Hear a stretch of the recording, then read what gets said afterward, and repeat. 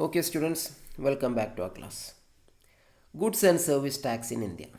എന്താണ് G S T എന്നാണ് നമ്മൾ നോക്കുന്നത്. വാറ്റ് പഠിച്ചതുപോലെ തന്നെ പ്രധാനപ്പെട്ടതാണ് നമ്മൾ ടാക്സ് പഠിക്കേണ്ടത്. ഈ ടാക്സ് ജി എസ് ടി എന്ന് പറയുന്നത് കേവലം ബി കോമുകാർ മാത്രം അതിൻ്റെ പ്രക്രിയ അറിഞ്ഞിരുന്നാൽ പോരാ, എക്കണോമിസ്റ്റുകൾക്കും എന്ത് ചെയ്യണം, അഥവാ എക്കണോമിക്സ് പഠിക്കുന്ന എല്ലാവർക്കും ജി എസ് ടിയുടെ അടിസ്ഥാന കാര്യങ്ങൾ എന്ത് ചെയ്യണം, അറിഞ്ഞിരിക്കണം എന്നുള്ളത് കൊണ്ടാണ് നമ്മൾ എന്ത് ചെയ്യുന്നത്, ജി എസ് ടി ഡിസ്കസ് ചെയ്യുന്നത്. കാരണം ജി എസ് ടി എന്നുള്ളത് കേവലം കൊമേഴ്സുമായി ബന്ധപ്പെട്ടതിൽ അതിൻ്റെ എക്കണോമിക് സൈഡ് ഒരുപാടുണ്ട്, അല്ലെങ്കിൽ വളരെ പ്രധാനപ്പെട്ടതാണ് അതിൻ്റെ economic side. G S T is an indirect tax which has replaced many indirect taxes in India. ഇന്ത്യയിൽ ഒരുപാട് ഇൻഡയറക്റ്റ് ടാക്സുകളെ റീപ്ലേസ് ചെയ്തുകൊണ്ടാണ് ജി എസ് ടി വന്നത്. The G S T act was passed in the parliament on 29 March 2017.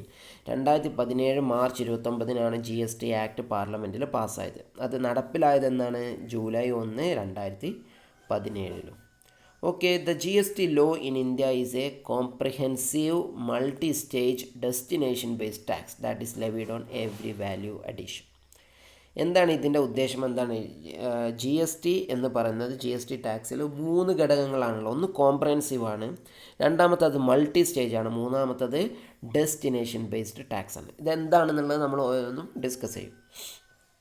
അടുത്തത് G S T is one indirect tax for the entire country. ഇന്ത്യയിലെ എല്ലാ indirect ടാക്സുകളെയും, മിക്ക indirect ടാക്സുകളെയും ഒരുമിച്ച് കൂട്ടിയിട്ടാണ് ഇപ്പോൾ എന്തുള്ളത്, ജി എസ് ടി ഉള്ളത്. Before G S tick മുമ്പ് pattern of taxation എങ്ങനെയാണെന്ന് നോക്കാം. Before G S T the pattern of tax was as follows.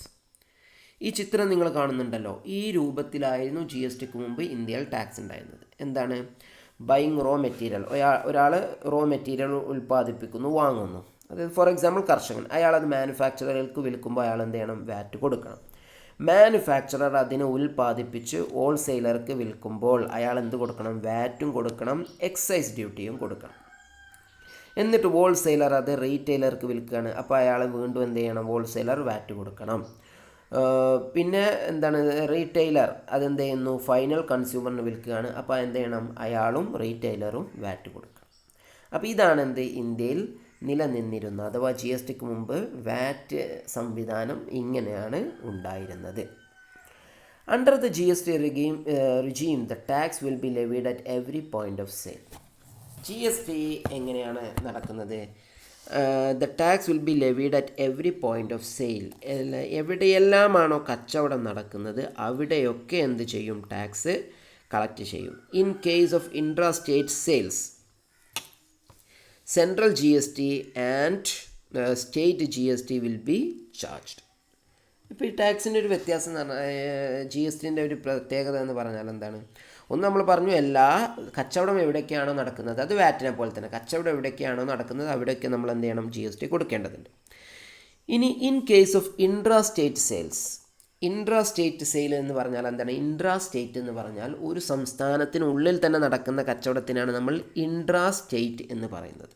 Okay, അപ്പോൾ അത്തരത്തിലൊരു കച്ചവടം നടക്കുകയാണെങ്കിൽ എല്ലാ ടാക്സിനും എന്തുണ്ടാകും, സെൻട്രൽ ജി എസ് ടി ഉണ്ടാകും, സ്റ്റേറ്റ് ജി എസ് ടിയും ഉണ്ടാകും. അതായത് ഇപ്പോൾ ഒരു വസ്തുവിന്, ഇപ്പോൾ ഹോട്ടലിൽ നിന്ന് ഭക്ഷണം കഴിക്കുന്നതിന് 18% നമ്മൾ എന്ത് കൊടുക്കേണ്ടത്, ജി എസ് ടി കൊടുക്കേണ്ടത്. അതിൽ 9% കേന്ദ്ര ഗവൺമെൻറ്റിനും 9% സംസ്ഥാന ഗവൺമെൻറ്റിനുമാണ് ആ ടാക്സ് പോകുന്നത്. അതാണ് നമ്മൾ പറഞ്ഞത് central G S T, state G S T.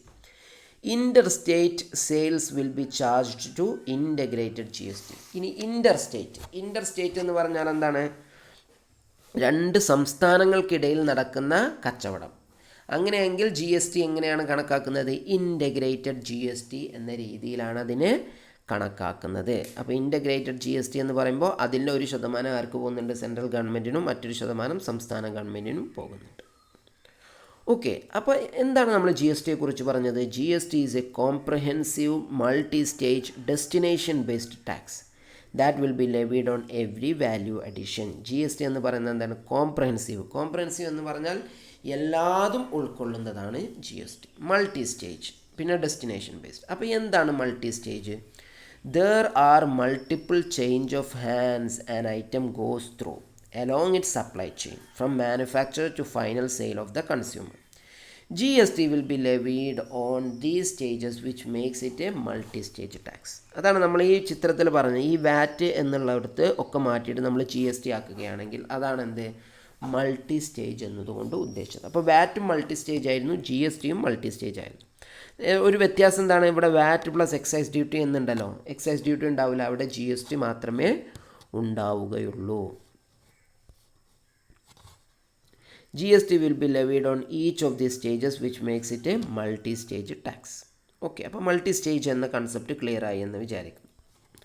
അടുത്തെന്താണ് value addition. എന്താണ് വാല്യൂ അഡീഷൻ? നമ്മൾ നേരത്തെ പറഞ്ഞിരുന്നു അല്ലേ, the manufacture who makes biscuit buys flour, sugar and other material. The value of the inputs increases when the sugar and flour are mixed and baked into biscuit. ഒരാൾ biscuit ഉണ്ടാക്കുന്ന ഒരാൾ മൈദ വാങ്ങുന്നു, sugar വാങ്ങുന്നു, അതിലേക്ക് ആവശ്യമുള്ള മറ്റ് വസ്തുക്കളൊക്കെ വാങ്ങുന്നു. എന്നിട്ട് അയാൾ അത് മിക്സ് ചെയ്ത് ബിസ്ക്കറ്റ് ഉണ്ടാക്കിയാൽ അതിൻ്റെ മൂല്യം എന്തായി? വർദ്ധിച്ചു.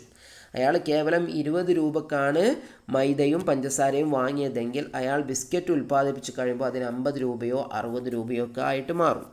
The manufacturer then sells the biscuit to the warehousing agent who packs large quantities of biscuits and labels it. That is another addition of value after which the warehouse sells it to the retailer. പിന്നെന്താണ് ഇത്തരത്തിലുള്ള manufacture, പിന്നെ അത് ഹോൾസെയിലുകാർക്ക് വിൽക്കുന്നു, റീറ്റെയിലർക്ക് വിൽക്കുന്നു. അങ്ങനെ ഓരോ നീക്കത്തിലും എന്ത് ചെയ്യുന്നുണ്ട്, ആ വസ്തുവിൻ്റെ വാല്യൂ അഡീഷൻ സംഭവിക്കുന്നുണ്ട്. അപ്പോൾ ഈ വാല്യൂ അഡീഷനാണ് നമ്മൾ എന്ത് ചെയ്യുന്നത്, ടാക്സ് ഇമ്പോസ് ചെയ്യുന്നത്. അഥവാ മൊത്തം വസ്തുവിൻ്റെ മൂല്യത്തിനല്ല, എത്രയാണോ വാല്യൂ ആഡ് ചെയ്തത് അതിനനുസരിച്ച്. അടുത്തെന്താണ് ഡെസ്റ്റിനേഷൻ ബേസ്ഡ്. എന്താണ് ഈ destination based? Consider goods manufactured in Tamil Nadu and are sold to the final consumer in Kerala. ഒരു ഉദാഹരണം, ഒരു വസ്തു തമിഴ്നാട്ടിലാണ് ഉൽപ്പാദിപ്പിച്ചത്, പക്ഷേ അത് വിൽക്കുന്നത് എവിടെയാണ്? കേരളത്തിലെ കൺസ്യൂമേഴ്സിന്, ഉപഭോക്താക്കൾക്കാണ് ആ വസ്തു വിൽക്കുന്നത്. Since GST is levied at the point of consumption. GST എവിടെയാണ് നമ്മൾ കളക്ട് ചെയ്യുന്നത്? എവിടെയാണോ കൺസംഷൻ നടക്കുന്നത് അവിടെയാണ് നമ്മൾ എന്ത് ചെയ്യുന്നത്, GST വാങ്ങുന്നത്, ലെവി ചെയ്യുന്നത്. In this case Kerala. അപ്പോൾ ഈ എക്സാമ്പിൾ വെച്ച് കേരളത്തിലാണ് നമ്മൾ എന്ത് ചെയ്യുന്നത്, GST കളക്ട് ചെയ്യുന്നത്. The entire tax revenue will go to the Kerala and not Tamil Nadu. അപ്പം അത്തരമൊരു സാഹചര്യത്തിൽ മൊത്തം ടാക്സ്, അതായത് 18% ടാക്സ് എങ്കിൽ 9% കേന്ദ്ര ഗവൺമെൻറ്റിനും 9% സംസ്ഥാന ഗവൺമെൻറ്റിനുമാണ് പോകുക എന്ന് നമ്മൾ പറഞ്ഞു. ആ 9% തമിഴ്നാടിനാണോ കേരളത്തിനാണോ എന്നാണ് ഇവിടെ നമ്മൾ ഡിസ്കസ് ചെയ്തത്.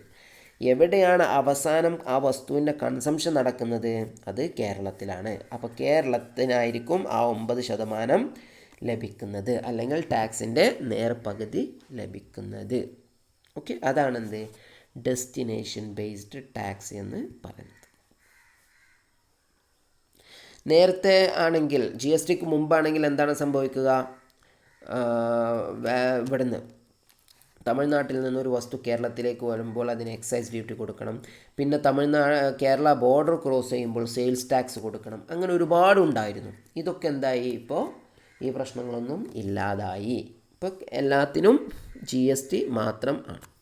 അപ്പോൾ അതാണ് നമ്മൾ വാളയാർ ചെക്ക് പോസ്റ്റൊക്കെ വലിയ ചർച്ച ആവുന്നത് ഇത്തരത്തിലുള്ള പ്രശ്നങ്ങളാണ്. കാരണം ടാക്സ് വെട്ടിക്കാൻ വേണ്ടി സാധനങ്ങൾ കടത്തുക എന്ന പ്രശ്നമൊക്കെ ഉണ്ടായിരുന്നു. ഇപ്പം എന്താണ്, ഇത്തരത്തിലുള്ള ചെക്ക് പോസ്റ്റുകൾക്കൊന്നും GST വന്നതോടുകൂടി പ്രസക്തി ഇല്ലാതാവുകയാണ് ചെയ്തത്.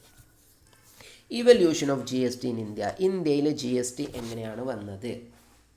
അതിൻ്റെ നിയമനിർമ്മാണത്തെക്കുറിച്ചാണ് പറയുന്നത്.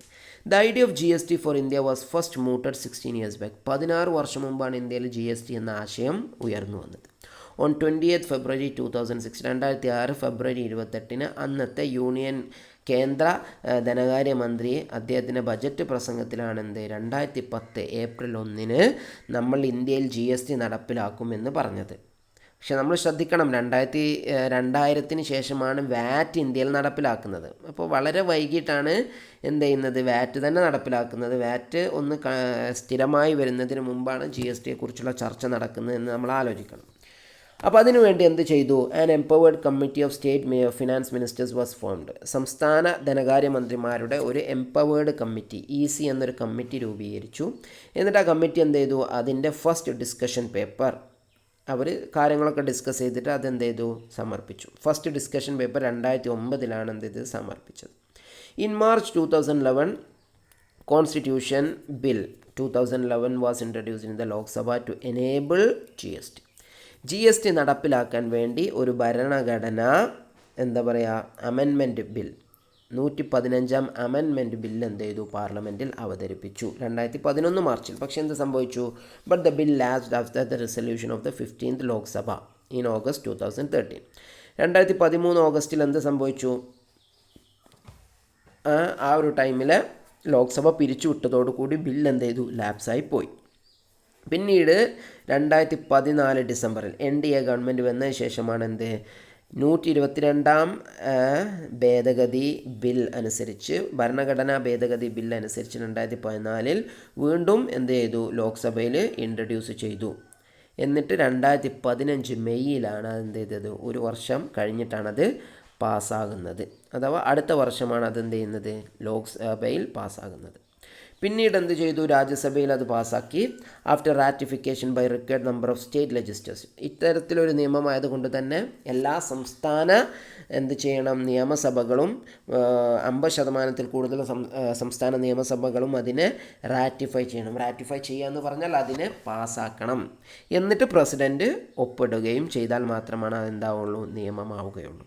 അങ്ങനെയാണ് എന്ത് 2016 സെപ്റ്റംബർ 8 ഭരണഘടന ഭേദഗതിയിലൂടെ 101ാമത്തെ ഭേദഗതിയിലൂടെ GST എന്ത് ചെയ്യുന്നത്? ഇന്ത്യൻ ഭരണഘടനയുടെ ഭാഗമാകുന്നത്. ആഫ്റ്റർ GST കൗൺസിൽ പിന്നെ തുടർന്ന് എന്താണ്? ആഫ്റ്റർവേർഡ്സ് GST കൗൺസിൽ അതായത് GST കാര്യം തീരുമാനിക്കുന്ന കൗൺസിൽ എന്ത് ചെയ്തു? Approve the central GST bill 2017. അഥവാ എന്താണ്? ഇപ്പോൾ കേവലം GST ബില്ല് മാത്രമാണ് അംഗീകരിച്ചു. പിന്നെ ഓരോ ബില്ല് സെൻട്രൽ GSTയുടെ ബില്ല്, ഇൻ്റഗ്രേറ്റഡ് GSTയുടെ bill, union territory GST bill, അതേപോലെ തന്നെ GST compensation to the state bill, അങ്ങനെ 4 വെവ്വേറെ ബില്ലുകൾ പിന്നീട് എന്ത് ചെയ്തു? പാസ്സാക്കി കൊണ്ടുവരികയാണ് ചെയ്തത്. After the enactment of various GST laws, അങ്ങനെ എല്ലാ GST നിയമങ്ങളും പാസ്സാക്കിയതിന് ശേഷം GST was launch with effect from 1st July 2017. 2017 July 1 എന്ത് ചെയ്തത്? ഇത് നടപ്പിലാക്കിയത്. അതായത് 2016 അത് എന്ത് ചെയ്തിട്ടുണ്ട്? നിയമമായിട്ടുണ്ടെങ്കിലും 2017 ജൂലൈയിലാണ് എന്ത് ചെയ്തത്? നടപ്പിൽ ആക്കുന്നത്. ഓക്കെ, അപ്പോൾ ഇതാണ് എന്ത് ഇന്ത്യയിലെ GSTയെ കുറിച്ചുള്ള ചെറിയൊരു ചരിത്രം. ഇനി GST വന്നത് മൂലം ഇല്ലാതായ ടാക്സുകൾ ഏതൊക്കെയാണ് എന്ന് നോക്കാം. Taxes at the central and state level subsumed into GST. അപ്പോൾ കേന്ദ്ര ഗവൺമെൻറ് പിരിച്ചിരുന്ന ഏതെല്ലാം ടാക്സുകളാണ് GST വന്നതോടുകൂടി ഇല്ലാതായതെന്ന് നോക്കാം. അതിലൊന്ന് central excise duty, 2 additional excise duty, 3ാമത്തത് സർവീസ് ടാക്സ്, 4ാമത്തത് അഡീഷണൽ കസ്റ്റംസ് ഡ്യൂട്ടി, 5ാമത്തത് സ്പെഷ്യൽ അഡീഷണൽ കസ്റ്റംസ് ഡ്യൂട്ടി. ഈ 5 ടാക്സുകളാണ് എന്ത് GST വന്നതോടുകൂടി കേന്ദ്ര ഗവൺമെൻറ് പിരിക്കുന്നതിൽ നിന്ന് ഇല്ലാതായത്. ഇനി സംസ്ഥാന ഗവൺമെൻറ്റുകൾക്ക് ആണെങ്കിലോ നമുക്ക് നോക്കാം. The following taxes are being subsumed. State VAT or sales tax, അതായത് വാറ്റ്, സ്റ്റേറ്റ് വാറ്റ് അല്ലെങ്കിൽ സെയിൽസ് ടാക്സ്. പിന്നെ entertainment tax and central sales tax. Octroi and entry tax. ഈ ഒക്ട്രോയ് അതൊരു ടാക്സിൻ്റെ പേരായിരുന്നു. അതായത് ഒരു വസ്തു കേരളത്തിന് പുറത്തു നിന്നുള്ള ഒരു വസ്തു കേരളത്തിലേക്ക് പ്രവേശിക്കുമ്പോൾ കൊടുക്കേണ്ട ടാക്സാണ് ഒക്ട്രോയ് ടാക്സ്, അല്ലെങ്കിൽ അതിന് എൻട്രി ടാക്സ് എന്ന് വേറെ പേരിലും അറിയപ്പെടുന്നുണ്ട്. പിന്നെ purchase tax, luxury tax, taxes on lottery, betting and gambling, അതായത് ചൂതാട്ടം പോലുള്ള പരിപാടികൾക്കൊക്കെ വരുന്ന ടാക്സ്, ഇതൊക്കെ എന്ത് ചെയ്തു? ഒഴിവാക്കി. ഇതെല്ലാം GSTക്ക് കീഴിൽ വന്നു. ഇത്രയാണ് കുറച്ച് അടിസ്ഥാനപരമായ കാര്യങ്ങൾ നമുക്ക് GSTയെ കുറിച്ച് പഠിക്കാനുള്ളത്. അടുത്ത ക്ലാസ്സിൽ GSTയെ കുറിച്ചുള്ള ബാക്കി ഡീറ്റെയിൽസ് വരുന്നതായിരിക്കും. Okay, thank you, bye, see in the next class.